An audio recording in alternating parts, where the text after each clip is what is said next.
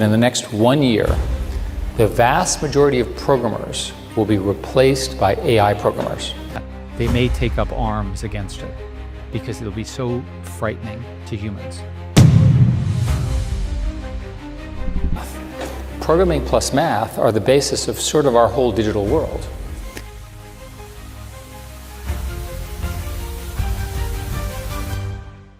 When the man who helped build Google says humanity might take up arms against machines, you pay attention. Eric Schmidt, the former Google CEO who guided the company into the AI era, just issued his most alarming warning yet. Artificial general intelligence isn't a distant dream. It's here, it's accelerating, and it might already be beyond control. In his latest interview, Schmidt said within the next decade, people could be fighting AI itself because it will evolve faster than governments can react. He predicts that within 3 to 6 years, most human jobs will vanish, and that within 10 years, AI will become smarter than all of us combined. This is not a movie trailer. This is one of the men who designed the digital world telling us that intelligence itself is about to outgrow humanity. Let's break down exactly what Schmidt revealed, how close Today we're diving into a pretty stark warning about AI. Yeah, a warning that's got a lot of people talking. 3 main areas where AI is advancing way faster than anyone expected. Coding, cyber offense. Quite convinced that this is the beginning of a new epoch. Henry, who was my best friend, and we as humans learned from going from direct faith in God to using our reasoning skills. We have 18 months, just 18, before something catastrophic happens within AI. 1st of October 2024, which means 18 months from today, April the 30th, 2026. Now, New non-human intelligence is likely to have better reasoning skills than humans can have. increasingly powerful AI systems have the potential to accelerate scientific progress, unlock new medical treatments, and of course grow the economy. Generally known as AGI and essentially superintelligence. This is going to happen really, really fast. People are not prepared for it. Or we could face potential catastrophe. Now I know what you're thinking, another AI doomsday scenario. But hold on, scientific understanding, let's start with the coding part. Anthropic's own AI model, Claude, it went from solving just 2% of real-world coding problems to... What I tell them is, one, this is not, ChatGPT is great, but that was 2 years ago. Everything's changed again. in just 1 year. Think about that. That kind of exponential leap in capability has huge implications for how AI could be used. Both. Second, you're not prepared for it. And two, you better get organized around it, the good and the bad. That in the next 2 to 4 years, the average is 3 years, the entire world will change. Governments should urgently take action on AI policy in the next 18 months. This where it actually looks at how we've gone from GPT-1 all the way from GPT-4 now to this innovation area. The agentic revolution, which everybody understands here what that means because many of you are in the middle of the agentic revolution, workflow example that's true of every business, every government, and every group human activity. The agentic revolution and the reasoning revolution together really change the way we operate as humans. So we need corresponding innovations to sort of come alongside. Definitely advanced reasoning and test time compute. Poorly designed knee-jerk regulation that hampers progress while also failing to be effective at preventing risks. Watch it go forward and backward, and its reasoning, and it will blow your mind away. Which basically just means that something will occur first, like the tragedy will occur first, and then the regulation will be built around such tragedy. Especially when you ask it a question that you have no idea what the question is about, and you watch it reason.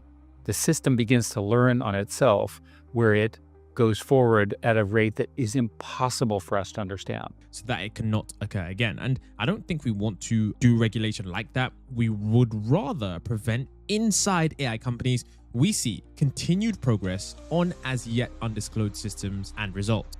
It becomes combinatorial in a way that we as humans do not understand combinatorics. My own view is it's 6, but who knows? Short-term answer is there are people who are now looking at how do you control a super intelligence with a dumb intelligence. Recursive self-improvement or recursive intelligence is where the system is learning itself. Beginning to see agentic solutions that are doing self-learning. You'll start using systems that are learning as you're using them. It's the natural progression.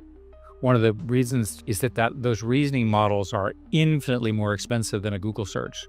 many, many thousands of times. AGI means it's generally intelligent. Now, generally intelligent means that you get up in the morning and you have free will.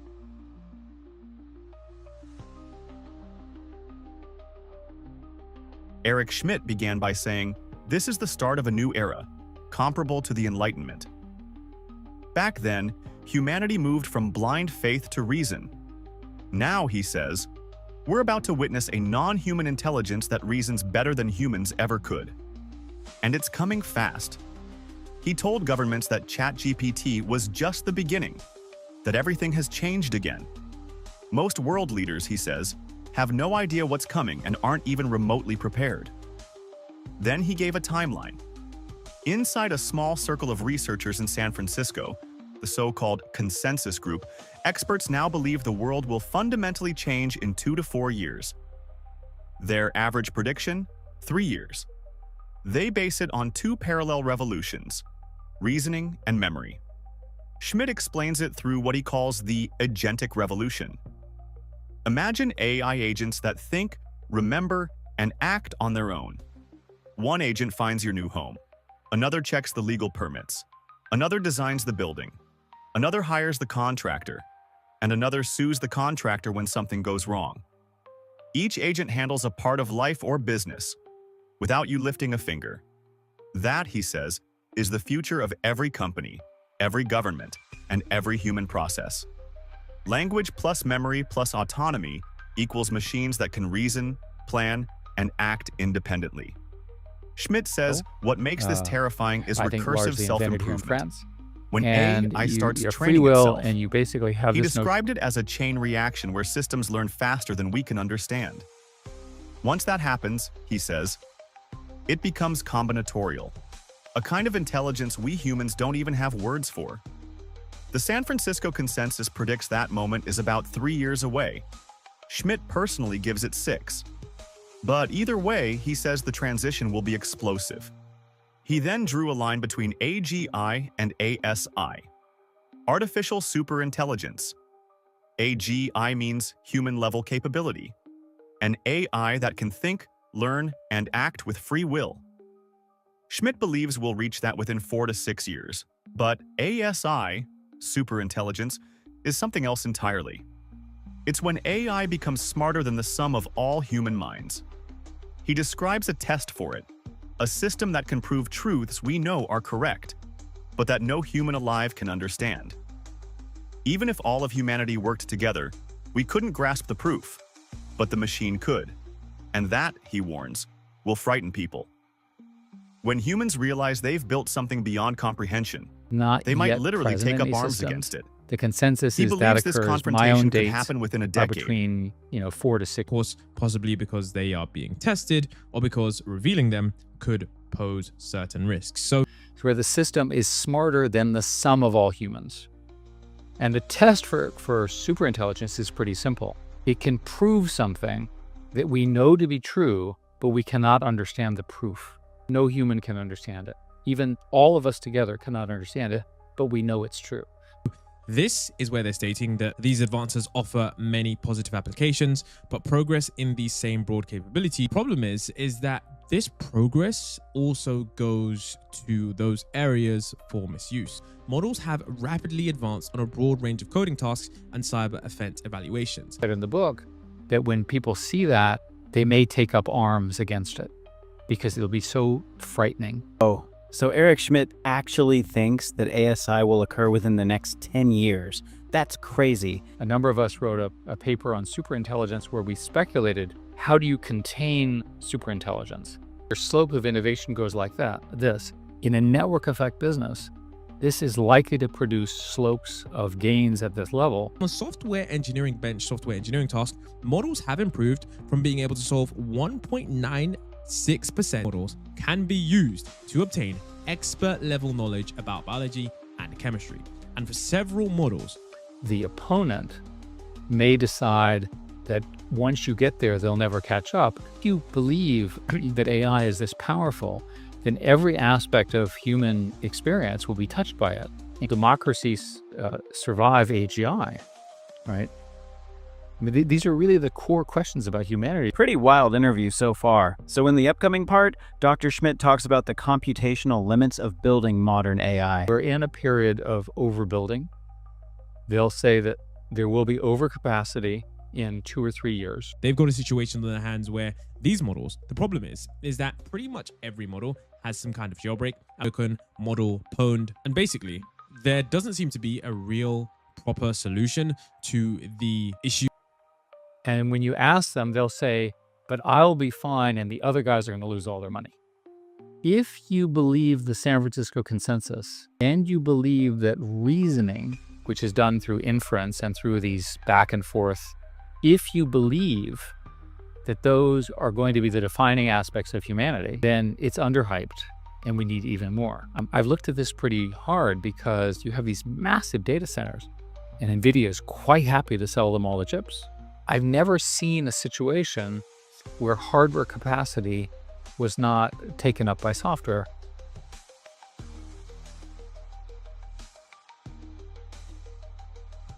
Schmidt went deeper, describing a future where nations compete not just with weapons, but with algorithms.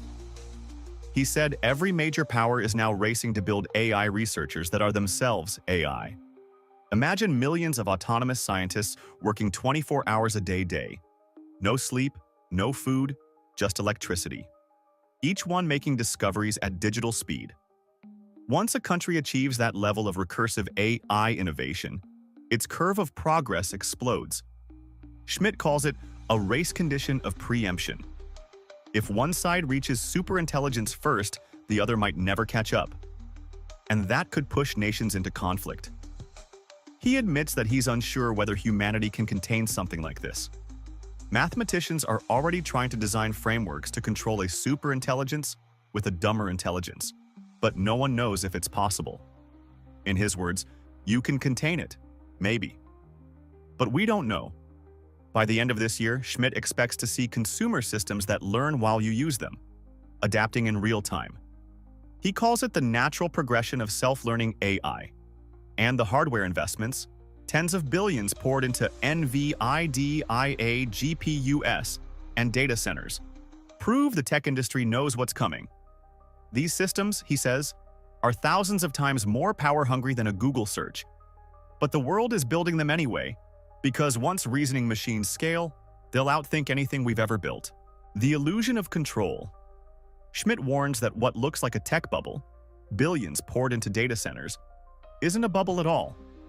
He believes it's the foundation of a new industrial structure, the birth of an economy powered by reasoning machines. He recalls an old saying from Silicon Valley, "Grove giveth and Gates taketh away." Every generation of hardware created new software that used up all its power. The same thing, he says, will happen now. Every new chip will immediately be consumed by even more advanced AI models. In other words, there is no end to the scale. AI is a scale-free field, just like mathematics, limitless in scope. Systems can now generate and prove their own mathematical conjectures using protocols like Lean, creating a loop of invention no human can match.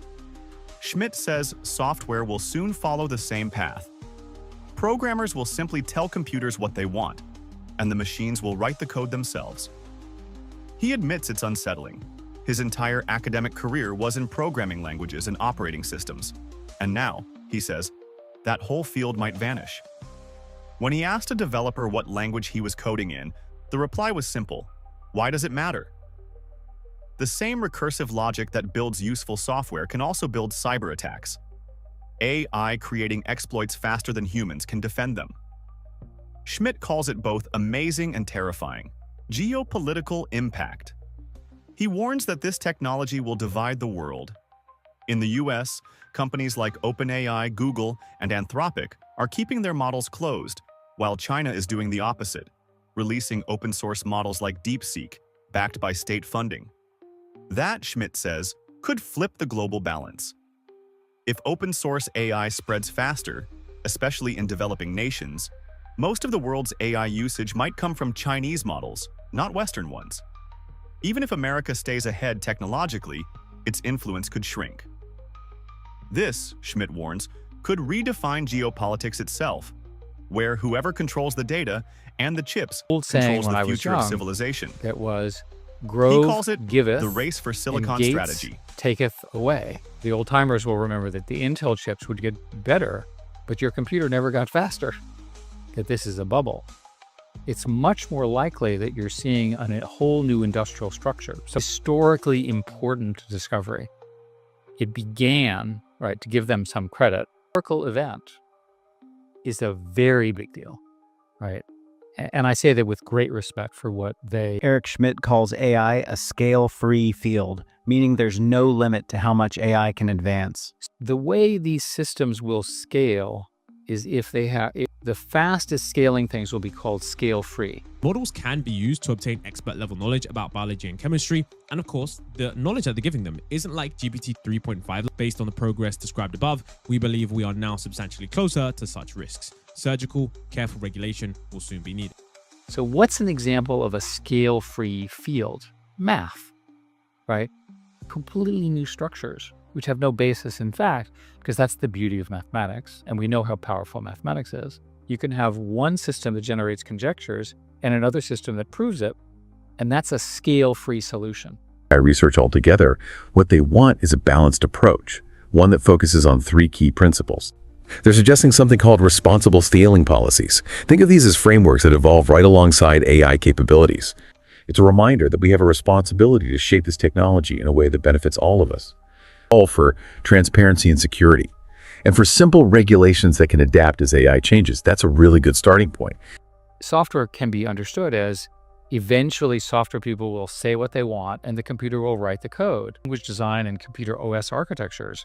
To see my entire validation be destroyed is the twin to cyber.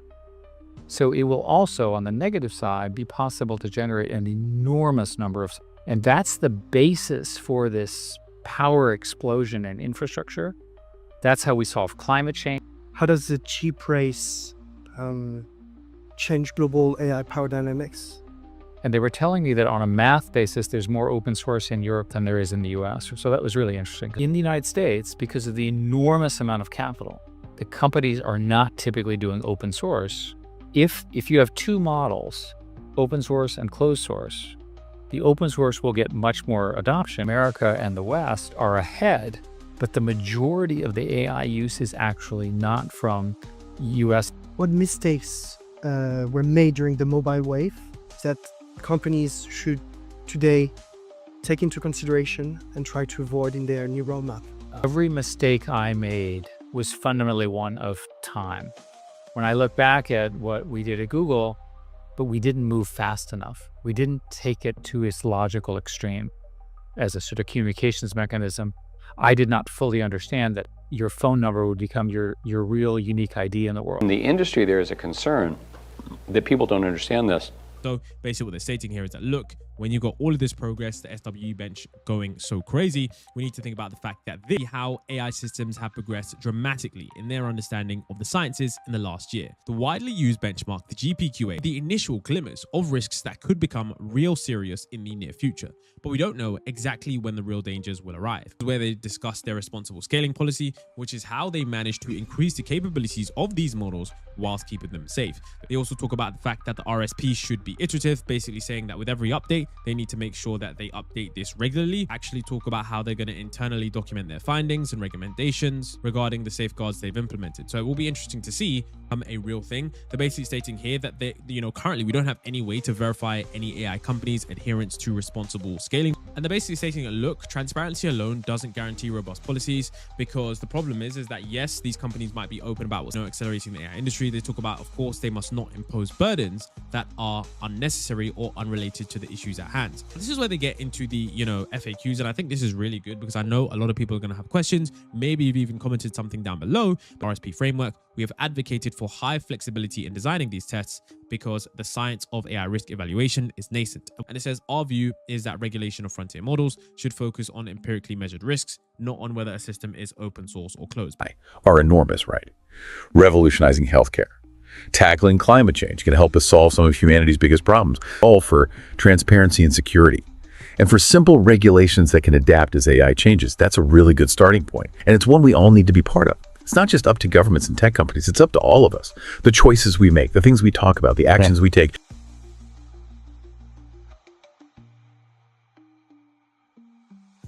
The final message. As his talk ended, around 1700 mark in the original video, Schmidt reflected on his time leading Google through the mobile revolution. His biggest regret was waiting too long. He said every mistake he made was one of timing, moving too slow while others moved fast. And now he's warning tech leaders not to repeat that mistake with AI. If you're going to do this, he said, do it now and move very, very fast. Because this market won't wait to Schmidt. Speed is survival. But to the rest of us, that speed could be the very thing that destroys us. Recursive. AI systems don't just evolve, they accelerate beyond our ability to predict them. Once we lose control, there is no pause button. The real question is no longer, when will AGI arrive? It's, can we survive what comes after? Eric Schmidt says the arrival of non-human intelligence will be the greatest event in human history, and possibly our last chance to shape it. From supercomputers to self-learning robots, the future is arriving faster than anyone expected. He believes it could be a new enlightenment, or a dark age of our own making. So the question remains, if AI learns faster than we can understand it, and governments can't keep up, who will decide what humanity becomes? Let us know what you think in the comments below. Like the video, subscribe to the channel, and stay with us as we unpack the truth behind AI, because it'll be so, power, when people and the see people that, racing to they may control take it up before it arms controls against us. it. Schmidt just gave another controversial interview. In his hour-long interview, he warned that AGI is arriving very soon. Because it'll be so frightening to humans. Now, I think this will occur within a decade. It comes from Anthropic, an AI company that's actually known for its work on AI safety. And they're saying we only have 18 months. I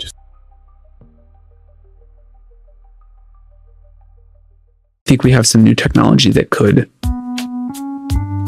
just do self-driving for standard cars way better than any current approach has worked. I'm surprised. You get paid $76,000, I looked. I believe you. And that's it. If the company does have one of these moments, there's an expectation you will get some equity. There was a bunch of press about that, and there's been like some investor pressure. It is weird that I didn't get equity. Did you want it? You didn't want it? No, I didn't want it.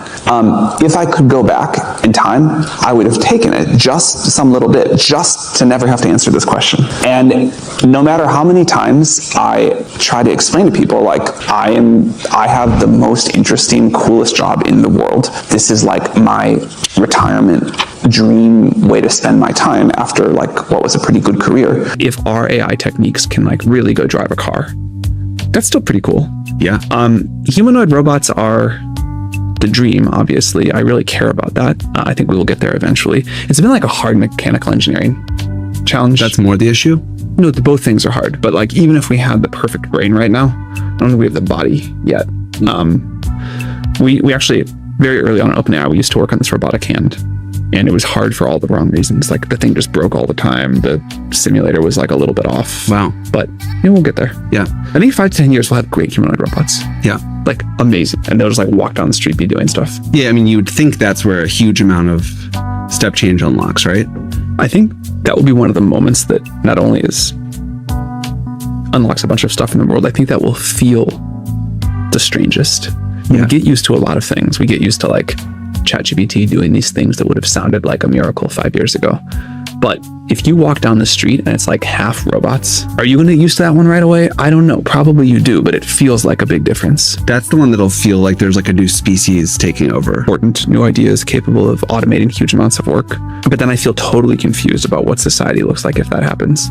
So I'm like most interested in the capabilities questions, but I feel like maybe at this point more people should be talking about like, how do we make sure society gets the value out of this? I think those questions have somehow become harder and less clear. This is a crazy statement. Yeah, that like we're gonna solve the super intelligence, but maybe society still sucks. Yeah, I can't tell. Doesn't feel right to me, but like I can't tell if sometimes with some of these statements that people don't react because they only kind of believe it, and maybe that's part of why. But I agree. I mean, that's what the history of a lot of this stuff has been. It like gets said, people don't quite believe it, and then it happens, and then people just kind of adjust. So I don't know what to make of that either. I feel like we've been very right on the technical predictions, and then I somehow thought society would feel more different if we actually delivered on them than it does so far. In the world of artificial intelligence, this is a high-stakes collision between the man who built the future and the one trying to take it back. Elon Musk versus Sam Altman. Two names that helped shape the dawn of AI. Once partners, now rivals. But this isn't some Silicon Valley soap opera. It's a battle for control over the most powerful technology humanity has ever touched. And the way it's unfolding? It might determine who gets to write the rules of our digital future. Elon Musk is suing the company he co-founded, trying to buy it back for nearly $100 billion, and building a competing AI to dismantle everything Sam Altman has done. His message is blunt. If I can't trust you to steer this thing, I'll do it myself. And here's the twist. He might actually pull it off. Because while OpenAI races ahead with closed-door development and investor funding, Musk is making a case for radical transparency, open-source models, and mission-first ethics. If he creates an alternative that's smarter, safer, and more open, it's game over. Not just for OpenAI, but for every player in the AI race who thought control was more important than trust. Sam Altman, on the other hand, isn't backing down. He's calm, calculated, and still shaping the narrative. In public interviews, he talks about OpenAI's mission, its nonprofit roots, and the insane cost of scaling AI responsibly. But make no mistake, his posture is defensive. His tone is personal. Because this isn't just business for him, it's betrayal. You're not watching a tech disagreement. You're watching a philosophical war over what AI should be, and who gets to own it. Musk sees Altman as reckless, profit-driven, untrustworthy. Altman sees Musk as a destabilizing force, obsessed with control, using lawsuits as a weapon to stall progress. These are strategic jabs from two people who know exactly how dangerous the other is. This is not a warning, but an actual possibility.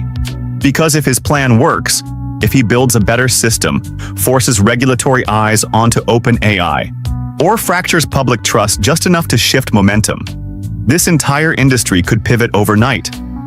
But if he fails, then Sam Altman wins by default. And with that win comes unprecedented power. Power over the most transformative technology on Earth, without the one man who helped start it there to keep it in check. So here's the question. Are we witnessing the future of AI, or the beginning of its collapse under ego, lawsuits, and billion-dollar grudges? This is the new frontier. The gloves are off, and the industry's fate hangs on who finishes their vision first. Sam, should you have taken Elon's offer? You refused $1 billion for Elon Musk. What do you want to say to Elon Musk? Receive what from him? Almost $100 billion, right? The company is not for sale, neither is the mission. We're happy to buy Twitter if you can talk about that. Wow, okay. Altman made that same message in a post to X, saying he'll buy Twitter for just $9.74 billion. Elon tries all sorts of things for a long time. This is this week's episode. You take it seriously at all? What do you think he's trying to drive at with this? I think he's probably just trying to slow us down. He obviously is a competitor. He's working hard and he's raised a lot of money for XAI, and they're trying to compete with us from a technological perspective, from getting the product into the market. And I wish he would just compete by building a better product, but I think there's been a lot of tactics, many lawsuits, all sorts of other crazy stuff. Now this, and we'll try to just put our head down and keep working. Does it make it more difficult to move from that non-profit model to that for-profit model for OpenAI? We're not moving to a for-profit model. We're not sure we're going to do it all, but no matter what, the nonprofit will continue to be extremely important. It will drive the mission. It will continue to exist. The board is looking at lots of options about how to best structure for this next phase, but the nonprofit is not changing in anything or going anywhere. Whether that? they did or didn't, they built a good model. Many people will distill from many other models. Again, I feel so confident about our research roadmap and also our product roadmap that, DeepSeek will do whatever DeepSeek's going to do. Other people do whatever they're going to do. And we're just going to try to build the best technology we can and get it into people's hands. And I think that's mostly going pretty well. Do you think Musk's approach then is from a position of insecurity about XAI? Probably his whole life is from a position of insecurity. I feel for the guy. You feel for him? I do, actually. I don't think he's a happy person. I do feel for him. Okay. Do you worry that he has this proximity to the president and he can influence the decision making of the US presidency and policies around this agenda on AI?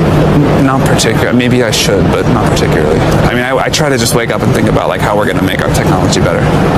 Sam Altman with Tom McKenzie in Paris. We go to London now. When they walked me in the room and they said, we got a fun thing for you to do.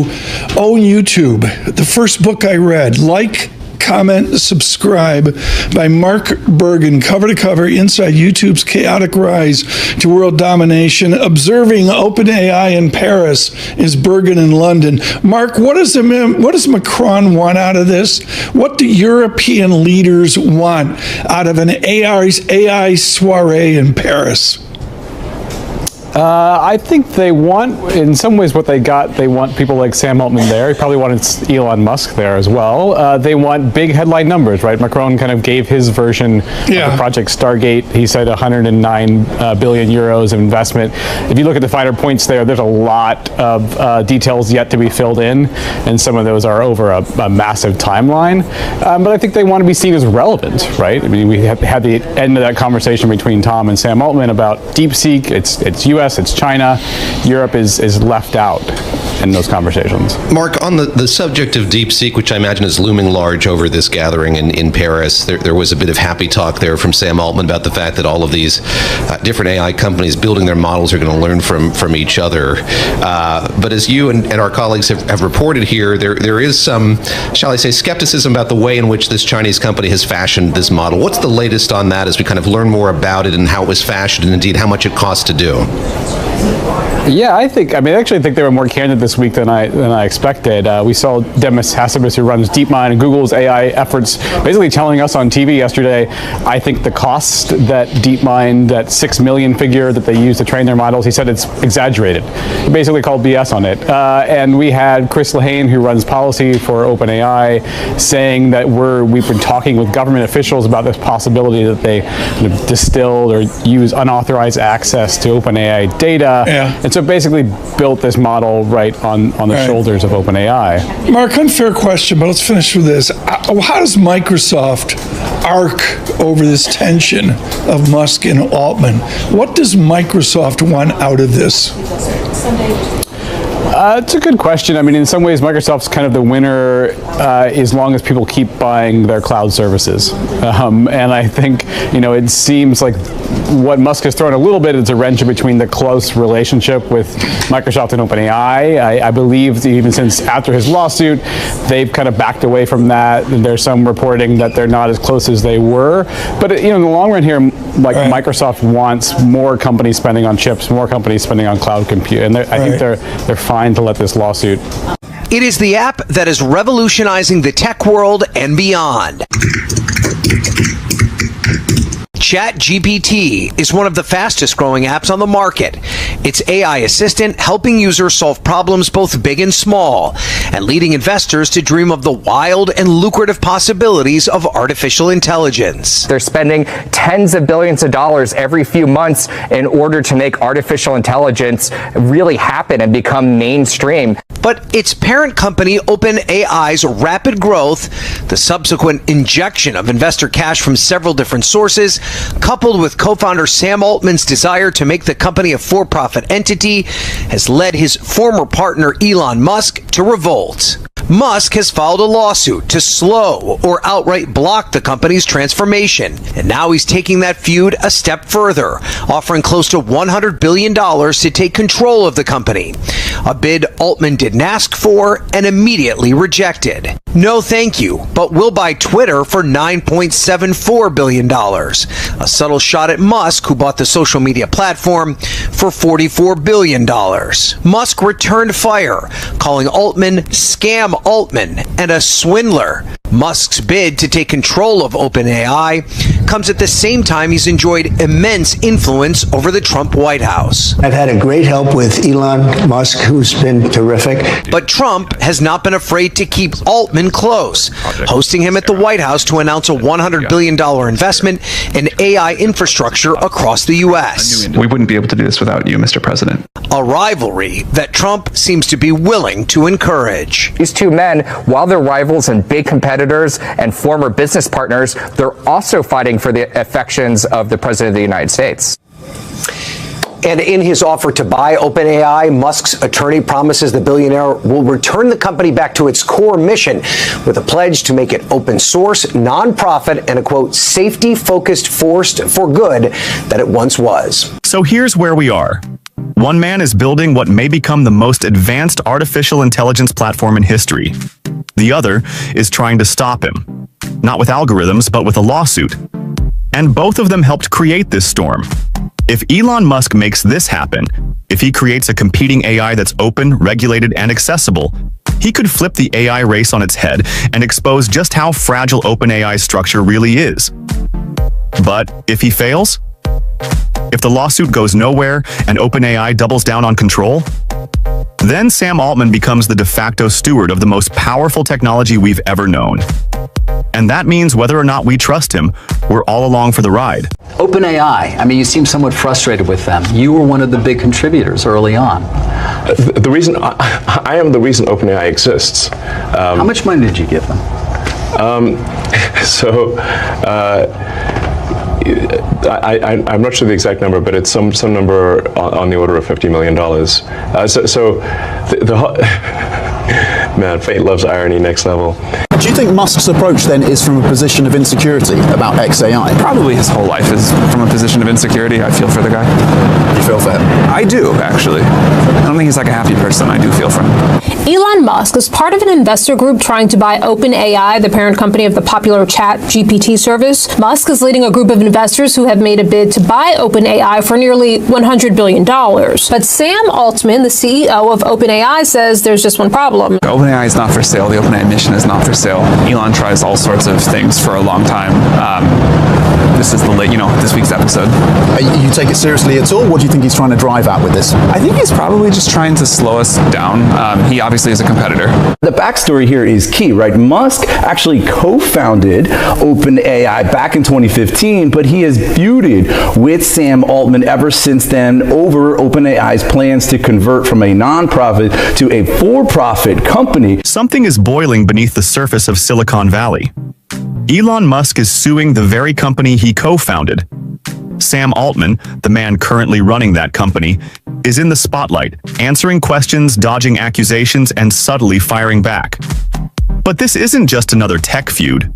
This is a power struggle over who controls the future of artificial intelligence. Because if Elon Musk gets his way, if he dismantles OpenAI, builds a rival, or reclaims the narrative, it might just flip the script on everything we thought we knew about AI, safety, and control. But if he doesn't, if Altman keeps the wheel and pushes forward without brakes or oversight, then yes, we might really be screwed. This is about how power shifts when the most advanced intelligence ever created lands in human hands, and whether we've put it in the right ones. One of the other questions, and it is Elon related, is you are now moving towards having a for-profit component part of your business. Right now it's a not-for-profit. And he, as everybody knows, if you read the papers, is suing you over this and many other things. How do you feel? I actually just want to ask you on a very personal level, forgetting about even the merits of the case. As a guy who has spent a lot of time with him and you guys founded this thing together, how you feel personally today about all this? This is a tremendously sad. I grew up with Elon as like a mega hero. I thought what Elon was doing was absolutely incredible for the world. And I'm still, of course, I have different feelings about him now, but I'm still glad he exists. And not just because, no, I mean that genuinely, not just because I think his companies are awesome, which I do think, but because I think he at a time when most of the world was not thinking very ambitiously. He pushed a lot of people, me included, to think much more ambitiously. And I'm grateful is like the wrong kind of word, but I'm like thankful, I'm positive about that. We started OpenAI together, and then at some point he like totally lost faith in OpenAI and decided to go his own way, and that's fine too, but I think of Elon as a builder and someone who, known thing about Elon, he really cares about being the guy. But I think of him as someone that if he's not, that just competes in the market and in technology and whatever else, and doesn't resort to lawfare. And, whatever the stated complaint is, what I believe is he's just he's a competitor and we're doing well. And that's sad to see. How concerned is Sam Altman about annihilation, do you think? I think in reality he's not concerned about it.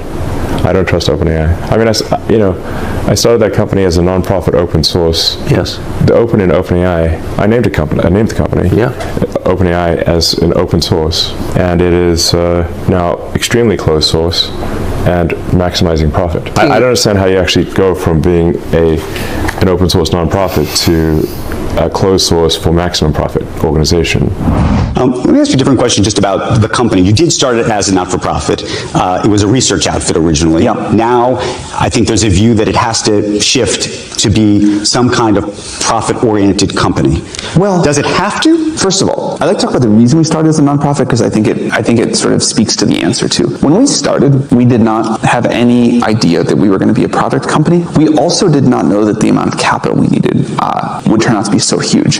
If we did know those things, we would have picked a different structure. It's hard to overstate, because it wasn't that long ago on the calendar, but it's hard to overstate how different 2016 was.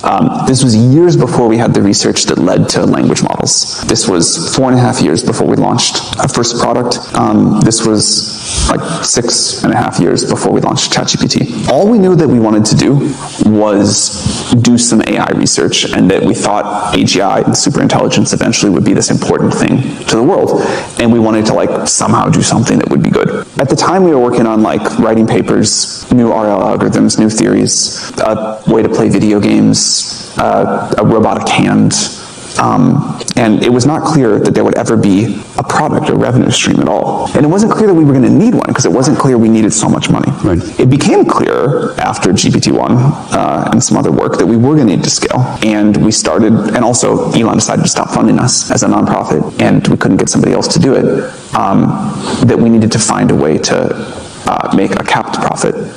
Now, we wanted to keep going with a lot of the things that we think are good about a nonprofit, and so we had this subsidiary capped profit that worked for a while. We start with a question that cuts straight to the core. How do you feel about Elon Musk suing you? Sam Altman doesn't flinch. But what he gives us isn't a corporate answer. It's something more personal, more conflicted. He talks about idolizing Elon, seeing him as a hero. Not a mentor, not a colleague, a hero. That's worship-level admiration. And when someone you revere becomes your legal opponent, that's grief. But let's step back. Why does this matter? Because it exposes the emotional rot under the surface of OpenAI. A company born from big, idealistic dreams, co-founded by people who believed they could steer the most powerful technology on Earth, fractured into lawsuits and counterclaims. When Sam says Elon lost faith in OpenAI, he makes it sound like a bad breakup. But really, it's the story of two visions diverging. Elon wanted AI to be open source, safe, shared. Sam saw a different path, one that required capital, scaling, and eventually, control. And that control is exactly what Elon is afraid of. Elon's fear isn't new. He's warned for years about AI becoming humanity's last invention, especially if it's wielded by the wrong people. So when he sees Sam leading a company that's both secretive and profitable, he sounds the alarm. I don't trust OpenAI. This is the kind of institutional breakdown that could define the next decade. The very people who were supposed to protect us from runaway AI can't even trust each other. And while they trade jabs in interviews and court filings, the technology keeps evolving, faster, smarter, scarier. So what happens if Elon decides to launch his own AI, built from scratch and engineered to outcompete OpenAI? Well, if he's right, If Sam really can't be trusted, then that move might be the only thing that keeps us from handing the keys to the kingdom over to a single private empire. But if Elon's wrong, then we're in a global arms race of egos, not ethics. And in that kind of race, no one wins. Meantime, this new chapter in the battle of the tech billionaires, Sam Altman rejecting that $97.4 billion bid by an Elon Musk-led group looking to take control of OpenAI. CNBC's Arjun Karpal caught up with Altman at this AI conference this morning in Paris, which is the locus of pretty much all global attention today. Hey, Arjun. Hey, good morning, Carl. And look, one of the things and the rationales behind the deal from Elon Musk, which is very important, is he thinks OpenAI has strayed from its goal to create AI that benefits humanity, and that's why he says he's put in his bid. But what does Sam Altman, the CEO of OpenAI, thinks? This was amongst the questions I put to him. Why do you think Musk is putting a bid in now? Let's listen into what he had to say. Musk bid for OpenAI. Yeah. How seriously are you taking it? Not particularly. Not particularly. Why do you think he's doing this? To slow down a competitor. And Stargate? Do you have the funding? I'm not the one who tweeted funding secured. I just actually try to show up and, build the thing. Sam, just a quick one. Endgame, Mr. Rome. What is the endgame Just a quick Elon Musk? I don't know. I'm curious. Yeah. I think it's to slow down a competitor and try to catch up with his thing, but I don't really know. Yeah, but you know him well, right? To the degree anybody does, yeah. Just when you think the rift couldn't get any deeper, Sam throws down a new card, publicly. In a short clip, he's asked how seriously he takes Elon's bid for OpenAI. His response? Not particularly. That sounds casual, but make no mistake, it's strategic. He's not just downplaying Elon, he's exposing him. Altman claims Elon is trying to slow down a competitor, not protect the world, not champion ethics, but stall the progress of a rival he can't keep up with. And then comes the snark. I'm not the one who tweeted funding secured. That's a shot across the bow. A dig at Elon's infamous SEC battle. What this shows is critical. The gloves are off. This is about undermining each other publicly, damaging reputations, and taking the AI race into the mud. And Sam's final word? I don't really know what Elon's endgame is. That's casting doubt. It's Sam planting the idea that maybe Elon doesn't even have a master plan. Just a grudge and a need to stay relevant in a space he helped ignite, but no longer controls. This isn't a chess match, it's a street fight. And at this point, neither side is pretending otherwise. And in some senses still does kind of work, and in some other senses is like straining the theory of what a nonprofit controlled org can be and the amount of capital we need at this next stage. So we are, and have been for a while, looking at some changes. Nothing is decided. It is, as you can imagine, like very complicated to figure this out. And the board is like hard at work on it. In any configuration, like the nonprofit doesn't go away. Like one thing that the board has looked at, for example, is a PBC that a nonprofit owns a huge chunk of and then figures out how to use that amount of wealth for the purpose of the nonprofit. And people can work on like art projects and not get paid for that, and no one thinks it's weird or whatever. It just does not come across. So I wish I had taken some. I don't imagine I would work any harder or less hard. There would be like, I think, something clearer about the alignment I would have had with investors or whatever else, and it definitely would have been easier to raise money. Like there are plenty of investors who have not invested because I didn't take equity. They say, really, that's interesting. They will not invest because you don't have equity. Come up a few times, yeah. So if it's now the company's $157 billion, what do you think is a good number for yourself if it happens? Again, I think you think about it more. This is my childhood dream job. Like not every day, like not day to day. I would rather not be beating my head against the wall all the time. But getting to work on AGI, and like getting to like sit in the room with the smartest researchers in the world and go on this crazy adventure, like that is what I always wanted to do. That was like my literal childhood dream. And that is, all of the weirdness aside, I think it should at least be understandable that is worth more to me than any additional money. Well, but Sam Altman got rich, though, didn't he? At various points he's claimed not to be getting rich, but he's claimed many things that were false. And now apparently he's going to get $10 billion of stock or something like that. So I don't trust Sam Altman, and I don't think we want to have the most powerful AI in the world controlled by someone who is not trustworthy. And sorry, I just don't. I mean, but that seems like a fair concern. Yeah. But you don't think, as someone who knows him and has dealt with him, that he is worried about the possibility this could get out of control and hurt people? He will say those words. Yeah. but no. The next few minutes of the interview drop harder than most people realize. Sam opens up about OpenAI's non-profit roots, and it's clear they weren't built for scale.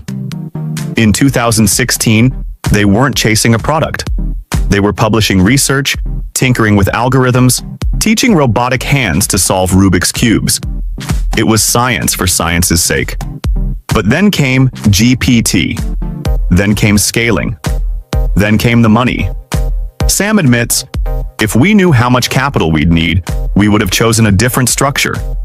That line hits like a time bomb, because it reframes OpenAI not as a mission-led organization adapting to growth, but as a non-profit that stumbled into capitalism and never looked back. That's where the rot begins. From the outside, OpenAI still talks like a non-profit. They emphasize safety, alignment, and global benefit. But internally, they're bending structures, creating hybrid for-profit caps, exploring public benefit corporations, all to make the numbers work. And here's the catch. If you need that much capital to benefit humanity, maybe you're not building something for humanity anymore. Maybe you're building a business and trying to dress it up like a cause. Then comes the kicker. Sam never took equity. He makes $76,000 a year. To most people, that sounds noble. But to investors, it sounds suspicious. In a world where incentives drive everything, where billions are on the line, refusing to take equity means your motivations become harder to read. Are you a martyr? A puppet? A wild card? Sam says he regrets not taking a little equity. Not for the money, but to shut people up. That's honest. Maybe too honest. Because it shows how badly OpenAI wants to appear principled, even as it gets entangled in capitalism's oldest trap, trust. And then, boom, we return to Elon's voice. I don't trust Sam Altman. He doesn't believe Sam tells the truth. He doesn't believe Sam is worried about AI safety. He doesn't believe the man who helped build OpenAI should be allowed anywhere near the most powerful system on Earth. That's a red flag. Because the moment trust breaks down, not just between co-founders, but between creators and the public, AI ceases to be a tool. It becomes a weapon. And in Elon's eyes, Sam Altman is already pulling the trigger.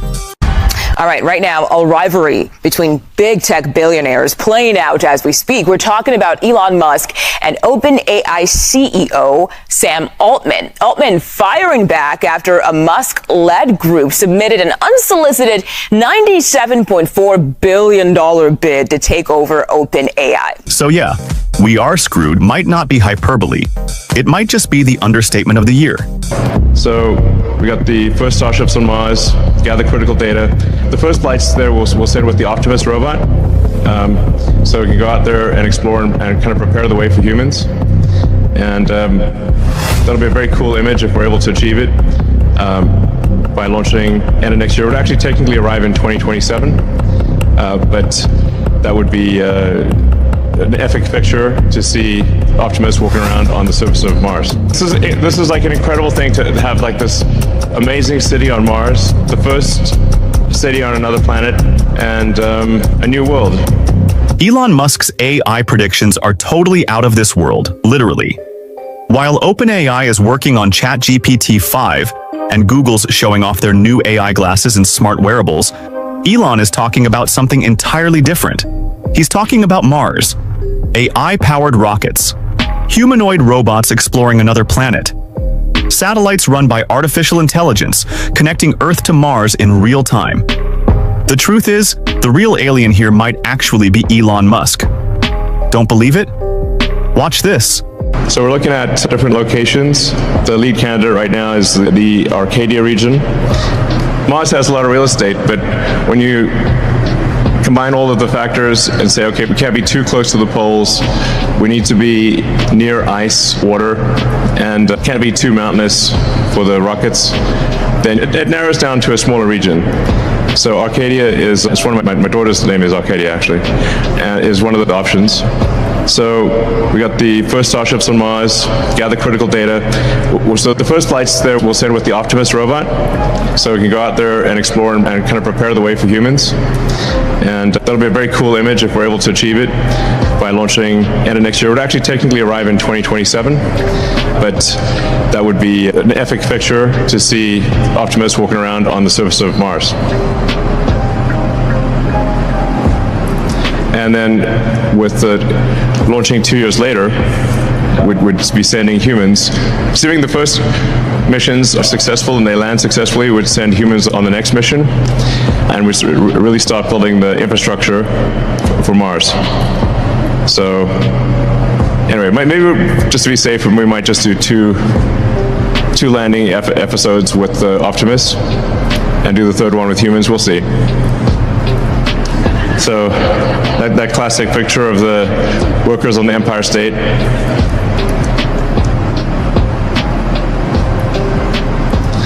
And then for communications on Mars, we'll be using a version of Starlink to provide internet on Mars.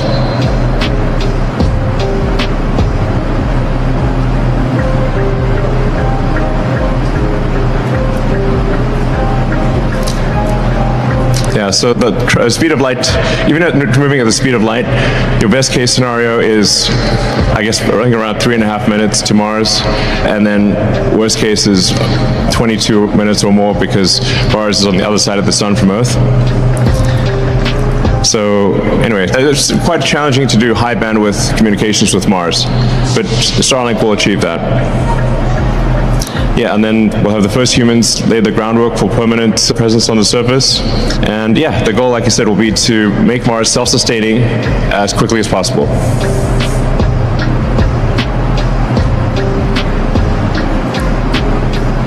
This is just a sort of rough idea of what things will be like with the first city on Mars. My guess is we'll probably put the launch pads a little further away, or the landing pads, just in case. But for Mars, we're going to need a lot of solar power. You can't really walk around on the surface of Mars, at least as yet, until Mars is terraformed to be like Earth. You need to walk around with a Mars suit and be initially in kind of like glass domes. But it would work, and eventually we can make Mars into an Earth-like planet. And we want to get to the point where we're transferring over 1 million tons at every Mars transfer window. And then that's like a serious civilization.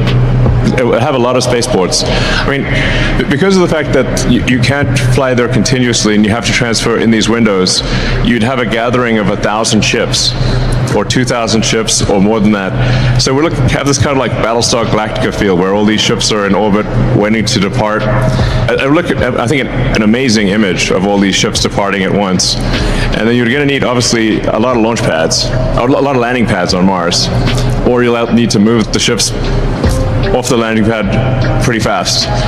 You've got a few thousand ships inbound, probably need at least a few hundred landing pads. Anyway, we'll solve that problem later. So, yeah, this is like an incredible thing to have, like this amazing city on Mars, the first city on another planet, a new world. And it's also an opportunity to, I think, for the Martians to rethink how they want civilization to be. So you can maybe rethink, like, what kind of form of government do you want? What new rules do you want to have? There's a lot of freedom and opportunity in Mars to do a recompile on civilization, which will be up to the Martians. So, all right. So now that we've got Optimus heading to Mars, there's a major question left to answer. How are we going to stay in contact? Elon's answer? Starlink. But not the same Starlink that's bringing high-speed internet to remote areas of Earth. He's talking about a completely upgraded, AI-enhanced version of Starlink that can handle deep space communication between Earth and Mars. And when you understand the challenge, you realize just how big of a deal this is. Here's the issue. Even if your signal travels at the speed of light, it still takes anywhere from 3.5 to over 20 minutes just to get to Mars, depending on where the two planets are in orbit. That means, if you send a command, it could take nearly 45 minutes round trip just to get a response. That delay makes real-time communication impossible. You can't joystick a robot on Mars from your desk on Earth. Not unless you want to wait half an hour between moves. This is where artificial intelligence becomes absolutely necessary. The first explorer to walk the surface of Mars won't be a human. It'll be Optimus, the humanoid AI robot Tesla's been developing behind the scenes. According to Musk, SpaceX's massive Starship rocket will carry the Optimus robots to Mars as early as 2026, with the mission aimed at preparing the Martian environment before humans ever set foot there. He even posted about it directly on X, formerly Twitter, marking the first time he publicly connected Tesla's humanoid robot to an actual Mars mission. This isn't speculation anymore. It's part of the plan. And Musk already has a destination picked out, a region on Mars called Arcadia. It's not just any spot, it was chosen strategically. The area has the right elevation, it's near access to ice water, and it's relatively flat, which makes it ideal for landing rockets. It's also symbolic. Elon named his daughter Arcadia. So yeah, this one's personal. Now, I know how this sounds, like science fiction, but this is real. The plan is to send fully uncrewed starships loaded with AI robots to scout terrain, gather scientific data, and even begin testing infrastructure before human arrival. No astronauts, no flag planting ceremony. Just a robot silently walking out onto the surface of Mars. The first life form to do it. That's the first footprint on Mars, and it won't belong to us. It'll belong to a machine. And let's be clear, this isn't just Elon dreaming out loud. He's serious about this. He said that if everything goes to plan, the first Starship carrying Optimus could launch by the end of next year, with actual arrival on Mars sometime in 2027. That's less than 2 years away. Let that sink in. In under 24 months, we could be watching footage of a humanoid AI robot walking across an alien planet. And Elon, being Elon, he's already thinking ahead. He's considering sending multiple Optimus missions before any humans go, just to be cautious. And honestly, that's brilliant. Send the robots first. Let them take the risk. If something fails, we reset and improve. We don't mourn. We iterate. It's the kind of calculated risk that actually increases the odds of long-term success. And here's what really hits me. If that moment actually happens, if the world sees a Tesla-built robot walking around on Mars, captured live on camera, it will be one of the most powerful images of the century. Not because of how futuristic it looks, but because of what it means. It signals a turning point, that for the first time, AI has become the ambassador of Earth. That humanity trusted a machine to take the first step toward colonizing another world. That's not just history, that's legacy. Now that we've got the robot on Mars, how are we going to talk to it? So while most of the world is focused on AI writing code or generating art, Elon Musk is using it to build a multi-planet civilization.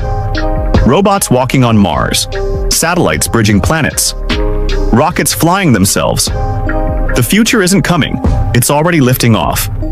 What do you think? Will AI be humanity's greatest tool or our biggest gamble? Drop your thoughts in the comments.